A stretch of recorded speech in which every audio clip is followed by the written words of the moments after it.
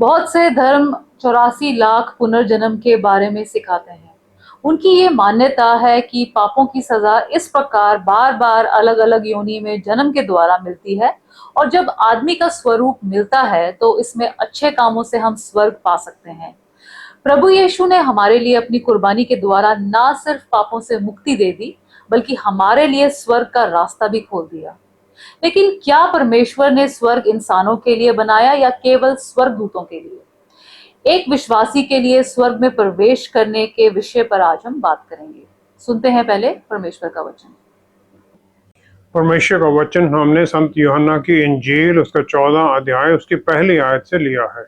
यहाँ इस प्रकार लिखा है, तुम्हारा मन व्याकुल ना हो, परमेश्वर पर विश्वास रखो और मुझ पर भी विश्वास रखो।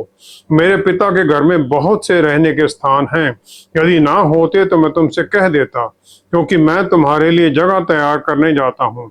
और यदि मैं जाकर तुम्हारे लिए जगह तैयार करूँ तो फिर आकर तुम्हें अपने यहाँ ले जाऊंगा, कि जहाँ मैं रहूं वहां तुम भी रहो। जहाँ मैं जाता हूँ तुम वहां का मार्ग जानते हो। परमेश्वर के वचन को पढ़े और सुने जाने से आशीष हो। आमीन। स्वर्ग क्या और कहाँ है, और परमेश्वर ने ये किसके लिए बनाया? उत्पत्ति पहला अध्याय उसकी पहली 2 आयत में लिखा है, in the beginning God created heaven and earth. आज में परमेश्वर ने पहले स्वर्ग और धरती बनाया। इस सीक्वेंस में पहले स्वर्ग को बनाया गया। क्रिएशन को, किसी भी उस रचना को परमेश्वर का बनाने का जो मकसद है उनके प्यार को जाहिर करना है। उन्हें किसी चीज की जरूरत नहीं थी, वो परफेक्ट है, कंप्लीट है पूरी तरह से। और फिर जो 3 आर्क एंजल जो स्वर्ग में बनाए गए वो हम सब के कामों को डिफाइन करते हैं। सबसे पहला है एजेकियल नबी की पुस्तक उसका 28 अध्याय 13वीं आयत में लूसीफर का रोल डिफाइन किया गया है क्रिएशन के समय पर। तो यहां पर लिखा है लूसीफर के बारे में, परमेश्वर ने उसके बारे में कहा, तेरे डफ और बांसुलियां तुझी में बनाई गई थी, जिस दिन तू सृजा गया था उस दिन वे भी तैयार की गई थी। वो वर्शिप लीडर है और उसे अद्भुत बुद्धि और ज्ञान भी दिया गया ताकि वो परमेश्वर की आराधना में सबसे आगे बढ़े। लूका का पहला अध्याय उसकी 19 आयत में, लूका का पहला अध्याय उसकी 19 आयत में हम देखते हैं कि जकरिया जो प्रीस्ट है वो मंदिर में है, परमेश्वर के मंदिर में, उस दिन उसकी ड्यूटी है। तो उसके सामने स्वर्गदूत आता है। स्वर्गदूत ने उसको उत्तर दिया, मैं जिब्राइल हूँ, गैब्रियल हूँ, जो परमेश्वर के सामने खड़ा रहता हूँ और मैं तुझसे बातें करने और तुझे यह सुसमाचार सुनाने को भेजा गया हूँ। गैब्रियल परमेश्वर के वचन के संदेश लेके जाता है और वो जकरिया को यूहन्ना बपतिस्मा देने वाले उसके पुत्र के जन्म के बारे में बताता है। माइकल जो तीसरा आर्क एंजल है, मिकाएल, वो प्रार्थना में लीड करता है, वो योद्धा है और वो इंटरवीन भी करता है। जब किसी की प्रार्थना उसमें उस तक पहुंचने में रुकावट आती, शैतान रुकावटें डालता है, तो उसमें फिर वो हस्तक्षेप करता है ताकि उत्तर पहुंच सकें, और फिर हर तरह की अपोजिशन को हटाता भी है। लेकिन जो स्वर्गदूत थे उन्हें स्वर्ग में किसी तरह का कोई डोमिनियन अधिकार नहीं दिया गया, और लूसीफर शैतान का जो कोशिश थी कि वो वहां पर अपना अधिकार जमा ले, परमेश्वर के तुल्य हो जाए, तो उसके साथ उसके जो 1/3 स्वर्गदूत थे उन्हें भी वहां से निकाल दिया गया। परमेश्वर का पूरा सॉवरन अधिकार है पूरी क्रिएशन के ऊपर, सॉवरन है, उन्होंने खुद ही अपना अधिकार है और किसी और ने उन्हें अधिकार नहीं दिया है। उत्पत्ति 1 की 28 के अनुसार फिर उन्होंने आदम को आशीष दी, फलो फूलो, धरती पर छा जाओ और इसे अपने वश में कर लो, सबड्यू इट। डोमिनियन राइट उन्हें दे दिए आदम और ईव को, और उन्होंने जो धरती पर थी उन चीजों पर भी उन्हें अधिकार दे दिया। इस प्रकार हर चीज को डोमिनेट करना, उसके ऊपर पूरा कंट्रोल करना आदम को दे दिया गया। और इस प्रकार स्वर्ग और धरती में एक सेपरेशन हो गई। जो स्वर्गदूत थे वो तो धरती पर आ सकते थे, लेकिन आदम को धरती पर ही को उसे अधिकार दिया गया, यहाँ का राज्य दिया गया, तो उसे यहाँ पर ही कन्फाइन कर दिया गया। दूसरा कुरिन्थियों 12 अध्याय 2 से 4 आयत तक पौलुस रसूल अपना स्वर्ग में, तीसरे स्वर्ग में, थर्ड हेवन में उठाए जाने के बारे में बात करते हैं। और जो ग्रीक भाषा का शब्द इस्तेमाल किया गया है वो है हरपैजो। हरपैजो का मतलब है जबरदस्ती पकड़ लेना, स्नैच कर लेना, और अचानक और पूरे बल के साथ पकड़ना। और यही शब्द है जो पहला थिस्सलुनीयों चौथा अध्याय 17वीं आयत में चर्च के रैप्चर के बारे में बताया गया है। रैप्चर में भी हमें इसी प्रकार उठा लिया जाएगा। और जो स्वर्ग का जो शब्द इस्तेमाल किया गया है वो प्लूरल है, हेवंस कहा गया है। तो ये है औरानोस, और ये है विजिबल हेवन जो दिखाई देते हैं, स्टारी हेवंस, और तीसरा आत्मिक। और इस प्रकार जो पौलुस रसूल हैं वो एक से ज्यादा स्वर्ग के बारे में बात करते हैं जो डिफरेंट रियाम्स में है। पहला तो है जो व्यवस्था विवरण 11 की 11 में लिखा गया है, धरती का एटमॉस्फेयर, जो ये धरती जहां तक है, एटमॉस्फेयर जहां तक है, ओजोन की लेयर है, इसे पहला स्वर्ग कहते हैं। दूसरा है आउटर स्पेस, जहां पर तारे हैं, प्लैनेट्स हैं, इसे दूसरा स्वर्ग कहा जाता है। वर्णन संहिता 8 की 3 में और यशायाह 13 की 10 में इसके बारे में कहा गया है। और तीसरा है परमेश्वर का रहने का स्थान, जो कि इन दोनों से ऊपर है, और इसे फिर हम थर्ड हेवन कहते हैं। मत्ती 6 की 9 में और यशायाह 66 की 1 में इसका जिक्र है, पहली आयत में। पौलुस रसूल को इस प्रकार परमेश्वर के रहने की जगह पर उस थर्ड हेवन में ले जाया गया, और ये उसके साथ हुआ जब उसे पत्थरों के द्वारा उसे मुर्दा छोड़ दिया, पत्थर मार मार के उसे मरा छोड़ दिया गया था। दूसरा कुरिन्थियों 4 अध्याय 17वीं आयत में फिर हम देखते हैं कि इस विजिट के द्वारा उसे अद्भुत मिस्ट्रीज, अद्भुत बातें बताई गई जो कि किसी और को बता नहीं सकता था वो। और फिर इस प्रकार उसे अपने जो आगे के ट्रायल्स उसे झेलने पड़े, उन्हें सहने का उसे बल मिल गया और उस बल में चलने लगे। लूका 16 के 19 से 31 आयत तक प्रभु यीशु ने जो लाजरस जो बेगर है और जो अमीर आदमी, उन दोनों का जो पैराबल उसमें बताया कि जो बेगर है वो मरने के बाद में अब्राहम की गोद में चला जाता है, जबकि अमीर आदमी हेडीज के अंदर आग में जल रहा है। यहूदी लोग अब्राहम की गोद को स्वर्ग मानते हैं और वहां पर वो अत्यंत खुशी और रिपोज का समय मानते हैं कि वहां हम आनंद में होंगे। लूका 23 की 43 में जो क्रिमिनल है जो सलीब के ऊपर है, प्रभु यीशु जब उसने उससे प्रार्थना की प्रभु से, तो उन्होंने उसे उत्तर दिया कि truly I say to you today you will be with me in paradise. अब इसको अगर हम जहां कॉमा जो है वो कहाँ लगती है, अगर हम वो देखते हैं, लेकिन उससे पहले हम देखें ग्रीक भाषा का शब्द पैराडीजो, जो पैराडाइज स्वर्ग बताया गया, जिसका पैराडीजो का मतलब है एनक्लोजर, एक एनक्लोज की हुई जगह, गार्डन या पार्क। इंटरप्रिटेशन इसकी जो बदलती जाएगी, कॉमा कहाँ लगा है। अगर तो वो कहते हैं truly I say to you today, मैं तुमसे आज कहता हूं कि तुम मेरे साथ स्वर्ग में होगे, इसका मतलब मैं तुम्हें आज कह रहा हूं तो तुम किसी दिन भविष्य में मेरे साथ स्वर्ग में होगे। लेकिन अगर इसको हम बदल देते हैं तो ये है truly I say to you today you will be with me in heaven, मैं तुमसे सच कहता हूं आज तुम मेरे साथ स्वर्ग में होगे। तो फिर आज ही उसकी प्रार्थना का उत्तर मिलना है। दूसरा पत्रस 3 की 19 आयत में प्रभु यीशु ने मृत्यु के बाद जो सलीब के ऊपर मृत्यु के बाद में वो नरक में जाते हैं हमारे पापों के लिए, लेकिन वो सिनलेस हैं, तो इसलिए नरक की आग उन्हें नहीं रोक सकती है। और फिर पतरस रसूल कहते हैं जो कैद में आत्माएं थी उन्हें उन्होंने सुसमाचार सुना दिया। जो रिबेलियस एंजल्स थे, जो शैतान के साथ पहले 1/3 जो स्वर्ग से निकाले गए थे, जो चोर है, इस प्रकार वो अब्राहम की गोद में रहता है जब तक के अफसियों 4 की 8 के अनुसार प्रभु यीशु जो वहां कैद में थे उन कैप्टिविटी को कैप्टिव करके साथ अपने स्वर्ग में नहीं ले जाते हैं, जिसके बारे में राजा दाऊद ने भजन 68 की 18वीं आयत में भी कहा है। और जो लोग धर्मी ठहराए गए परमेश्वर के द्वारा, फिर उन्हें स्वर्ग में जाने की अनुमति मिल जाती है। मत्ती 27 की 51 से 53 आयत तक प्रभु यीशु ने जब अपना प्राण पिता परमेश्वर के सामने स्वर्ग में अर्पित कर दिया, तो सबसे पहले मंदिर का जो पर्दा था, जो पवित्र को महापवित्र स्थान से डिवाइड करता था, वो ऊपर से नीचे को फट गया। परमेश्वर ने ऊपर से नीचे उसे फाड़ दिया। इस प्रकार हम सबको परमेश्वर के सामने पहुंचने का अधिकार मिल गया। दूसरा है, धरती में अर्थक्वेक आ गया और चट्टानें फट गई।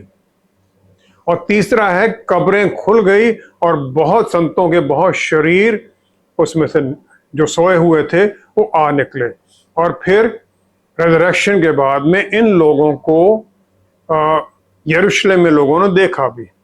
प्रभु यीशु को अपने शरीर के साथ उठाया गया और उन्हें फिर बहुत लोगों ने देखा। उसके बाद में उन्होंने अपने हाथों में जो कीलों के निशान थे वो, और जहां पर भाला मारा था उस रोमन सोल्जर ने, वो सब उन्होंने दिखाया उन्हें अपने शरीर पर। इस प्रकार वो अपने इंसानी शरीर के साथ स्वर्ग में उठाए गए, किसी आत्मिक स्थिति में नहीं। और इस प्रकार वो स्वर्ग में वापस जाते और हमारे लिए वहां जाने का रास्ता खोल देते हैं, क्योंकि शरीर इंसान का वहां चला गया तो बाकी इंसान भी वहां जा सकते हैं। और ये रास्ता खुलने के कारण अब हमें वहां जाने का एक एक्सेस मिला हुआ रास्ता हमारे लिए खुला है, और हमें ये स्वीकार करना, इसे मानना भी है। हर धर्म में सच्चाई, भलाई और अच्छे काम करने के आदेश हैं ताकि मृत्यु के बाद हमारे लिए स्वर्ग का द्वार खुल जाए। एक विश्वासी के लिए स्वर्ग में प्रवेश करने का क्या तरीका है? संत मत्ती की इंजील उसके 19 अध्याय में 16 से 21 तक हम एक जवान अमीर आदमी की बात सुनते हैं, जो प्रभु यीशु के पास आता है और कहता है कि हे गुरु, कौन सा भला काम करूं कि अनंत जीवन पाऊं। वो अपने कामों के द्वारा अनंत जीवन पाना चाहता है। जब प्रभु यीशु उसे कहते हैं कि जो तेरे पास है सब बेच दे और मेरे पीछे हो ले और सब कुछ लोगों को दे दे, तो वो उदास होकर चला गया, क्योंकि वह बहुत धनी था। यूहन्ना 14:6 में प्रभु यीशु ने कहा, एक बड़ी प्रोक्लेमेशन कह दी, मैं ही मार्ग हूं, सत्य और मार्ग मैं हूं, मैं ही जीवन हूं, और पिता के पास कोई भी नहीं जाता एक्सेप्ट मेरे द्वारा। No one comes to the Father except through me। फिलिपियों की पुस्तक 2 अध्याय 6-7 आयत में पौलुस रसूल ने इसे और भी आगे क्लियर कर दिया कि परमेश्वर का पुत्र होते हुए भी उन्होंने ये जरूरी नहीं समझा कि इसको मैं पकड़ रखूं, और उन्होंने अपनी परमेश्वर की महिमा को छोड़ दिया और दास का रूप इंसान बनकर आ गए, और वो भी दास बनकर आ गए। वो परमेश्वर थे, परमेश्वर हैं और परमेश्वर ही रहेंगे। सिर्फ एक शॉर्ट पीरियड 33 साल के लिए वो इंसान बन गए, और फिर उन्होंने अपने जो डिवाइन एट्रीब्यूट थे, जो डाइटी थी, जो उनकी परमेश्वरता था, उसे उन्होंने खाली छोड़ दिया, स्वर्ग में ही आ रहा, यहाँ इंसान बनकर आ गए। इस प्रकार प्रभु यीशु एक तरह से एक पासवर्ड है स्वर्ग में जाने का, उनके द्वारा ही हम जाते हैं। फिलिपियों की पुस्तक उसका 2 अध्याय उसकी 9वीं से 11वीं आयत तक फिर हम देखते हैं, और उसको वह नाम दिया गया जो सब नामों में श्रेष्ठ है, जो स्वर्ग में और पृथ्वी पर और पृथ्वी के भी नीचे हैं, और हर एक जीव अंगीकार कर ले कि यीशु मसीह ही प्रभु है। हर एक को उन्हें अंगीकार करना पड़ेगा, और फिर एक दिन वो न्याय में बैठेंगे। जो मुर्दे हैं सबके लिए उनके कामों के द्वारा उन्हें फिर न्याय किया जाएगा। प्रकाशित वाक्य 20 की 15वीं आयत में डे ऑफ जजमेंट में जिसका नाम उनकी पुस्तक में लिखा नहीं होगा उसे फिर आग की झील में डाल दिया जाएगा। क्या हमारे जो अच्छे काम हैं उस किताब में लिखे जाने के लिए हमें तैयार कर देते हैं? जो बुक ऑफ लाइफ है, एक सिटीजन रोस्टर है, स्वर्ग राज्य के जितने सिटीजन उनका नाम उसमें है।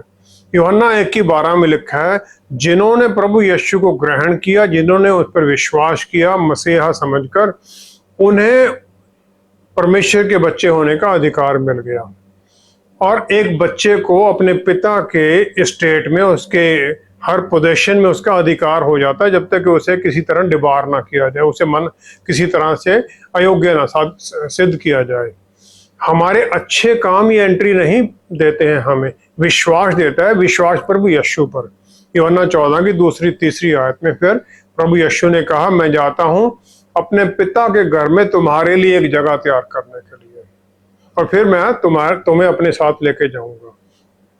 क्योंकि स्वर्ग इंसान के लिए नहीं बनाया गया था, तो फिर वो सदा के लिए स्वर्ग में कैसे रहेंगे? इसका हम आगे जाके फिर उत्तर देखेंगे। और शैतान को परमेश्वर की हजूरी से निकाल दिया गया था और वो कोशिश करता कि हम भी उससे, परमेश्वर से दूर ही रहें। और जो बुरे और भले के वृक्ष का जो फल था, उसके खाने के बाद में इंसानियत पूरी तरह परमेश्वर से दूर हो गई और अर्थली जो एलिमेंट है उसमें इंसान भी उसके अधीन हो गया, आत्मिक उससे दूर हो गया। यूहन्ना पहले की 4 में लिखा है, प्रभु यीशु में जीवन है और वो जीवन इंसानों की ज्योति है। जब हम उन्हें ग्रहण करते हैं तो ज्योति हमारे अंदर चमकती है, अंधेरे से हम बचने लग जाते हैं और फिर अनंत काल का जीवन पा लेते हैं। इब्रानियों के पुस्तक 9वां अध्याय 14वीं आयत में प्रभु यीशु के लहू के द्वारा हमारे कॉन्शियस को, जो हमें मृत्यु के कामों की तरफ ले जाती है, उसे शुद्ध कर दिया गया है ताकि हम जीवते परमेश्वर को की आराधना कर सकें। जो परमेश्वर में विश्वास करते हैं वो प्रभु यीशु के लहू के द्वारा, जो प्रभु यीशु में विश्वास करते हैं उनके लहू के द्वारा उन्हें शुद्ध कर दिया गया है और ताकि वो उन्हें उनकी आराधना कर सकें। लूका 22 के 19-20 में जो होली कम्युनियन है, यह भी हमें प्रभु यीशु के उन कामों के बारे में याद कराने के बारे में ही है कि तौबा करो, मन फिराओ और पापों से छुटकारा पाओ। और फिर हम जब फॉरगिवनेस पा लेते हैं तो दूसरों के साथ स्वर्ग राज्य में काम करने लग जाते हैं। अफसियों की पुस्तक उसका 2 अध्याय उसकी 8वीं आयत में, जो भी हम प्रभु यीशु में बनते हैं वो उनके अनुग्रह के द्वारा, जो विश्वास के द्वारा उन्हें अनुग्रह हमें दिया है, उसके द्वारा हम पाते हैं। और ये हमारे किसी काम के कारण नहीं है, परमेश्वर की आशीष के कारण है। और ये हम क्लेम करते हैं, उनकी आशीषें पूरी तरह से पा लेते हैं विश्वास के द्वारा। और फिर हम पवित्र आत्मा परमेश्वर जो हमारे भीतर है वो हमारी मुक्ति की गारंटी हमें देने लग जाते हैं। न्याय के दिन 2 इमेज हमारे सामने आएंगी। एक इमेज तो वो होगी जो हमें बनना था, जो हमारे अंदर परमेश्वर ने पोटेंशियल डाला था, उसके अनुसार हमें क्या बनना था, एक इमेज तो वो होगी। दूसरी इमेज वो होगी कि जो हम बन गए हैं अपने कामों में। और फिर जो दूसरी इमेज और पहले वाली में जो फर्क होगा वो हमें दिखा देगा कि हम कहाँ पहुंचे, क्या हम स्वर्ग राज्य में जाने के लायक हैं, क्या हम उसमें आगे बढ़ने के लायक हैं। एक विश्वासी को ये एडवांटेज मिल गया है कि उसके पापों से मुक्ति के द्वारा उसे एक साफ कागज मिल गया दोबारा उसमें अपना सब कुछ लिखने के लिए। लूका 10 के 19-20 के अनुसार प्रभु यीशु ने हमें सांपों और बिच्छुओं का सर कुचलने का अधिकार दे दिया और हर तरह के दुश्मन की पावर पर अधिकार दे दिया, और अधिकार दिया कि किसी भी तरह से वो हमें नुकसान नहीं पहुंचा सकती है। और इसके साथ ही साथ उन्होंने हमारे स्वर्ग राज्य में नाम भी लिख दिए। फिलिपियों 3 की 20 के अनुसार स्वर्ग राज्य के सिटीजन होने के कारण फिर हम एक शॉर्ट एंट्री पा लेते हैं, क्योंकि हम पावर और अथॉरिटी से भरे गए हैं। तो दुश्मन पर और शैतानी ताकतों पर हमें पूरा अधिकार है, उनसे सुरक्षा मिली हुई, आशीषित है। अगर फिर भी कोई इसको सब कुछ छोड़ना चाहता है, इस हर आशीष को ठुकरा देना चाहता है, तो फिर वो इसलिए करता है क्योंकि 2 कुरिन्थियों 4 की 4 के अनुसार शैतान ने उनकी आंखों को, उनके मनों को अंधा कर दिया है। और जो इस प्रकार अंधा हो चुका है उसे फिर कोई भी रास्ता दिखा नहीं सकता है। लेकिन हमारा काम है उसके पास भी वचन लेके जाना, उसे भी वचन सुनाना, ताकि कोशिश करेंगे तो वो वचन में आ जाए, प्रभु यीशु को शायद स्वीकार करे और अनंत काल का जीवन पाए। जब स्वर्ग इंसानों के लिए बनाया ही नहीं गया है तो हम उसमें कैसे और कब तक रह सकते हैं? शैतान के द्वारा आदम और ईव के पाप के कारण शैतान का राज्य इस धरती पर आ गया।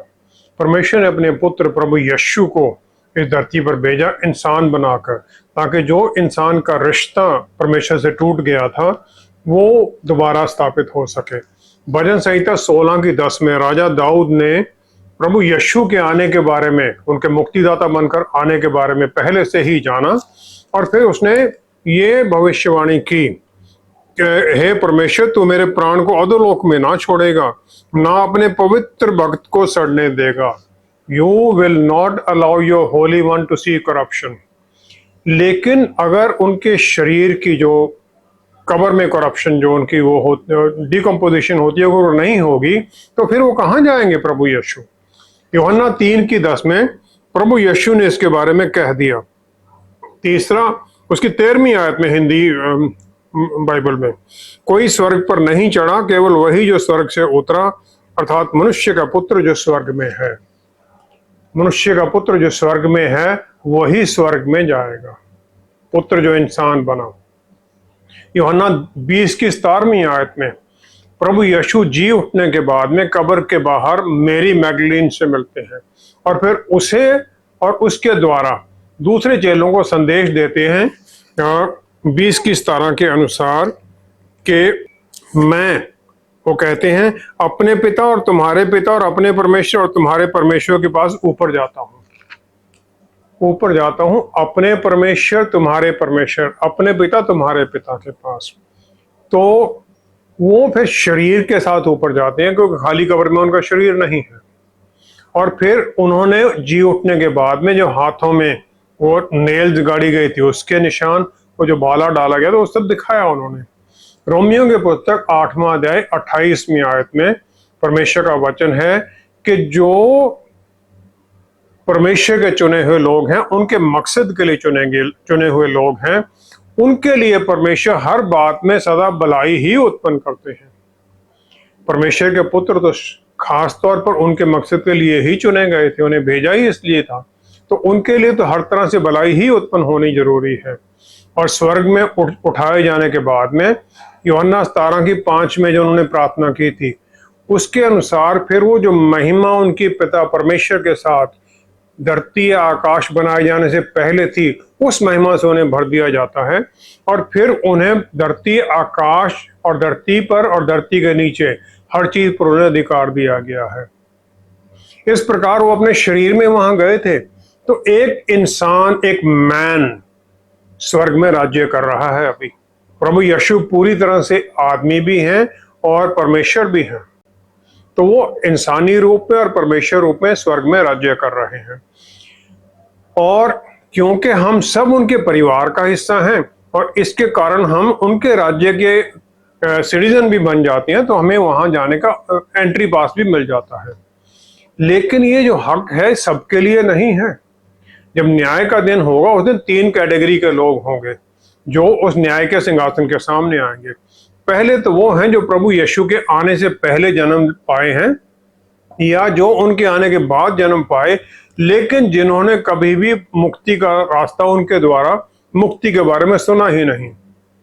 वो दयालु परमेश्वर अपनी दया के अनुसार उनके कामों के, जो धरती पर उन्होंने काम किए, उसके अनुसार उनका न्याय करेंगे। दूसरे लोग वो हैं जिन्होंने परमेश्वर के वचन को सुना और उसे रिजेक्ट कर दिया। लूका 10:16 आयत में हम देखते हैं, लूका 10:16 में प्रभु यीशु ने कहा, जो मुझे तुच्छ जानता है वह मेरे भेजने वाले को तुच्छ जानता है, जो मुझे रिजेक्ट करता है वो मेरे भेजने वाले परमेश्वर को भी तुच्छ कर देता है। लेकिन फिर ऐसा इंसान जो परमेश्वर को ही तुच्छ जानता है, उससे दया की आशा कैसे कर सकता है। तीसरे वो हैं जिन्होंने उनकी बात को सुना और उनके अनुयायी बन गए। उन्हें डायरेक्ट एंट्री स्वर्ग में मिल जाएगी, क्योंकि उनके पापों की माफी तो पहले ही मिल चुकी है, उनके पापों से उन्हें शुद्ध कर दिया गया है। तो ये प्रभु यीशु के द्वारा आशीष का रास्ता किस प्रकार है। मत्ती 3 आयत में, 3 अध्याय की 2 आयत में यूहन्ना बपतिस्मा देने वाले ने जो पहली बात उन्होंने प्रचार की, उन्होंने कहा मन फिराओ, रिपेंट। मत्ती 4:17 में प्रभु यीशु ने भी यही कहा, मन फिराओ, क्योंकि स्वर्ग राज्य, kingdom of heaven is eight hand, स्वर्ग राज्य आ गया है। और ग्रीक भाषा का शब्द मेटानोइयो, जिसका मतलब रिपेंट कहा गया है, वो दो शब्द में है। मेटा मतलब है चेंज करना, किसी के साथ रहते हुए चेंज करना। नोइयो का मतलब है दूसरी तरह से, अलग तरह से सोचने लग जाना। रिपेंट का मतलब आ जाता है कि जो हमारा अंदर का मन, जो सोचने की माइंड जो है, जो सोचने का प्रोसेस है, उसे चेंज करें और परमेश्वर की आज्ञाकारिता में उनकी इच्छा के अनुसार चलने लग जाए। प्रभु यीशु ने बार बार ह्यूमिलिटी में जीने के बारे में कहा। मार्कुस 10:45 में उन्होंने कहा कि मैं सेवा कराने के लिए नहीं आया, मैं आया हूं टू सर्व, और मैं छुड़ाने के लिए अपने आप को कुर्बान कर ले, अनेकों को छुड़ाने के लिए अपने आप को कुर्बानी देने के लिए आया हूं। और ये जो इस दुनिया के तौर तरीके हैं उससे पूरी तरह से भिन्न है। यहाँ पर जिसके पास धन दौलत है, जिसके पास नौकर चाकर है, उसे हम आशीषित मानते हैं। लेकिन वो कहते हैं मैं आया हूं यहाँ इसलिए, तो हमें भी उसी भावना में चलना पड़ेगा। दूसरा स्टेप है उनके साथ नजदीकी रिश्ते में जाना। नजदीकी रिश्ते में हम जाते हैं परमेश्वर के वचन को पढ़ना, उस पर मनन करना, और फिर उसके अनुसार अपने जीवन को ढालने लग जाना, उसे अपनी आदतों में शामिल कर लेना। तीसरा है फिर हम विश्वास में अच्छे काम करते हैं। याकूब प्रभु यीशु के भाई जेम्स उसके दूसरे अध्याय के 17वीं आयत में उन्होंने कहा है कि विश्वास कामों के बिना मुर्दा है। अगर विश्वास में हम विश्वास करते हैं लेकिन उनके प्यार को हम किसी पर नहीं जाहिर करते हैं, अच्छे काम नहीं करते हैं, तो विश्वास का क्या मतलब? हम उनके रिप्रेजेंटेटिव हैं, इस प्रकार हम उनके प्यार को दूसरों पर जाहिर करते हैं।